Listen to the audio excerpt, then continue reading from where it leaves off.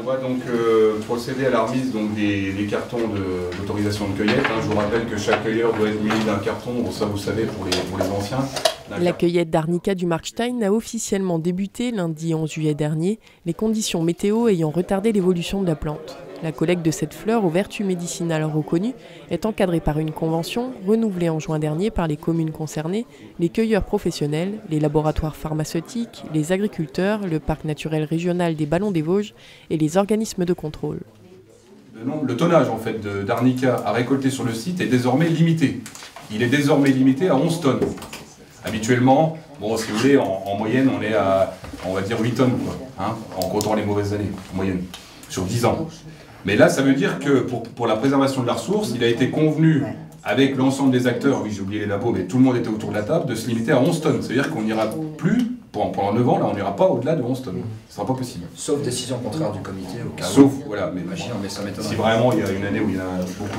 Oui. Donc ça, c'est important. Et la deuxième nouveauté, c'est, et là ça vous concerne également, c'est la limitation du nombre de cueilleurs à 55. La difficulté étant de concilier les intérêts divergents des communes propriétaires des terrains, des agriculteurs locataires des prairies et des cueilleurs préleveurs, tout en garantissant la préservation de la biodiversité locale.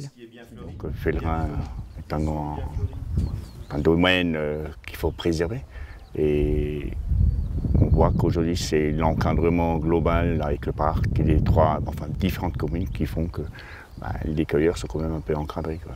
Ça représente une petite ressource financière, mais bon, c'est pas morbilant non plus. Hein. À l'époque, c'était des cartes qui valaient 150 €. Aujourd'hui, c'est au poids qui est redistribué sur l'ensemble des communes. Donc, c'est pas vraiment, disons, c'est pas une grosse fortune, quoi. Entre 1000 et 3000 € suivant les cueillettes, quoi. Alors, pour l'arnica, en fait, il y a 3 stades.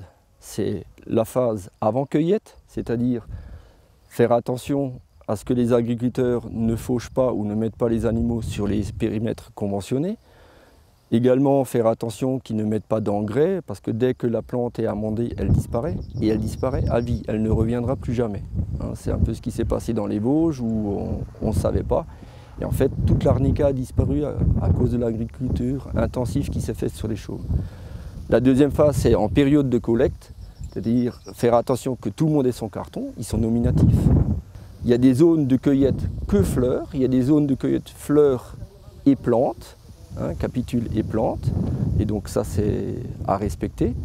Et ensuite, la troisième phase, c'est après la cueillette, éviter que les touristes passent dans tous les sens et détruisent les sites à arnica. Il n'y a pas que les agriculteurs, il y a une grosse pression touristique là-haut.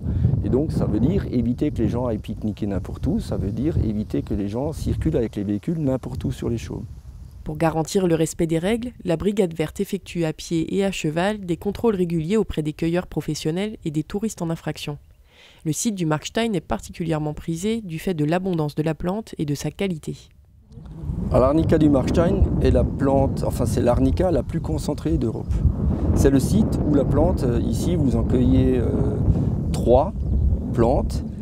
Dans le massif central, il en faut 4. Donc elle est beaucoup plus concentrée, on est presque à 30% de concentration de substances intéressantes pour la pharmacologie, à 30%. Alors qu'en culture, on peut planter en culture de l'arnica, mais c'est complètement dérisoire, c'est même pas 20 à 30%. Enfin, c'est 60% de qualité de moins qu'une sauvage du Markstein. Donc c'est la meilleure arnica d'Europe, c'est celle du Markstein. Les cueilleurs professionnels viennent de plus ou moins loin. Vincent Felleau a ramené avec lui d'Ardèche 4 personnes pour récolter en 2 grosses journées 1,5 tonne d'arnica montana qu'il revendra ensuite au laboratoire Boiron à hauteur de 9 € le kilo. En contrepartie, il paye un droit de cueillette aux communes où il prélève la plante à hauteur d'1,50 € le kilo. Alors en fait, là on ramasse ce qu'on appelle la plante entière. On appelle ça plante entière. En fait, on ramasse une tige fleurie avec un petit bout de rhizome. Donc voilà, alors qu'en fait la plante entière, elle contient beaucoup plus que ça, parce qu'en fait comme c'est une plante à rhizome, elle a beaucoup de rosettes. Alors, les rosettes, en fait, c'est ça là, c'est toutes ces petites feuilles là qui dépassent là, et en fait un pied d'arnica peut avoir entre 10 et 150 rosettes ou plus, et va avoir entre 3 et 20 tiges fleuries. Donc on va prendre que les tiges fleuries, donc on va laisser toutes les rosettes qui n'ont pas de fleurs, et ça permet du coup de maintenir la plante. Et puis de toute façon, voilà, le besoin, il est que sur la tige fleurie. C'est que cette partie-là qui est utilisée, quoi. Il cueille des plantes, des bourgeons, écorces, racines, feuilles et fruits de février à novembre sur l'ensemble de la France et en parallèle cultive également des fleurs pour les laboratoires pharmaceutiques. Chaque cueillette a ses spécificités. Il éprouve sa technique de cueillette d'arnica depuis maintenant une vingtaine d'années. Alors pour l'arnica, la technique, il faut que je montre parce que c'est plus facile. En fait, je prends la tige à deux mains. Il y a une main qui sert qu'à tirer, la main droite, et la main gauche, elle prend la tige comme ça, en bouquet directement. Ce qui fait que... Voilà. Alors après, dans une zone comme ça, on peut être complètement perdu, c'est-à-dire on se dire, oh là il y en a, là il y en a, je vais où, comment je fais? Moi ce que je fais, je fais un espèce d'aller-retour comme ça, et je me définis un carré. Je travaille en carré, c'est un peu bête, mais c'est comme ça. Enfin c'est bête, c'est en carré ou en rond, plus ou moins, autour du sac, autour du tas où je ramène les petits paquets, les petites poignées. Et voilà, en fait, l'idée, je me pose pas trop, enfin à force, je me pose plus de questions, mais j'essaye de faire le moins de pas possible, que mes pas soient efficaces, que chaque geste soit efficace, qu'il y ait le moins de perte de temps possible entre chaque tige ramassée, quoi. Voilà, quoi. Mais en fait, moi, je suis devenu cueilleur professionnel un peu par hasard, parce que j'ai rencontré des gens qui faisaient de la cueillette. Ils m'ont proposé ce boulot. Bon, j'étais déjà, moi je suis une famille d'agriculteurs, donc le travail extérieur c'est quelque chose que je connais.